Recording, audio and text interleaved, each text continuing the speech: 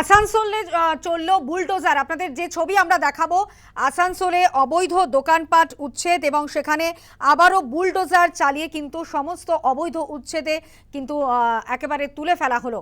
আসানসোলে ফের চললো বুলডোজার। আমরা কথা বলবো, আমাদের সঙ্গে টেলিফোন লাইনে রয়েছেন আমাদের প্রতিনিধি বিশ্বজিৎ ঘোষ। বিশ্বজিৎ, আমরা দেখতেই পাচ্ছি যে ছবি, যে জিটি রোডে অবৈধ দোকান উচ্ছেদ, আবারও আসানসোলে চললো বুলডোজার।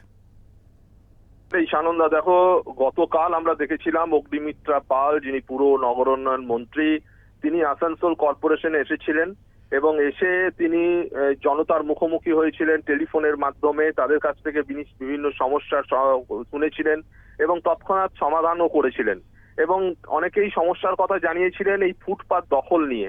এবং গতকালই তিনি পুরো বৈঠকে বলেছিলেন যে এই যে ফুটপাত যেগুলি দখল রয়েছে বিভিন্ন বিচ্ছিন্নভাবে, সেগুলিকে দখল মুক্ত করতে হবে। এবং আজকে সকাল থেকে যেটা দেখা গেল, রাহালেন মোড়, জিটি রোডের পাশে রাহালেন মোড় থেকে একেবারে গির্জা মোড় পর্যন্ত যে ফুটপাত দখল করে যে সমস্ত অবৈধ দোকানপাট ছিল, সেগুলি বুলডোজার চালিয়ে সেগুলিকে উচ্ছেদ করে দেওয়া হয়।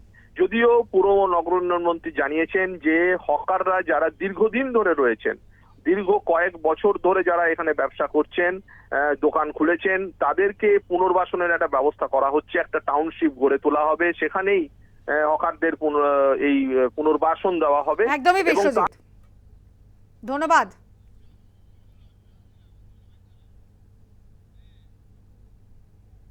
কারণ আমাদের সুপ্রিম কোর্টের ভার্ডিক্ট আছে যে ফুটপাত হচ্ছে সাধারণ নাগরিকের জন্য।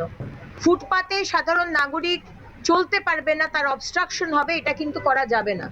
সুতরাং যারা ফুটপাতকে দখল করে বা রাস্তার ওপর ব্ল্যাক টপ যাকে বলা হয় সেটাকে দখল করে যারা দোকানপাট বানাচ্ছেন, তাদেরকে কিন্তু উঠতে হবে।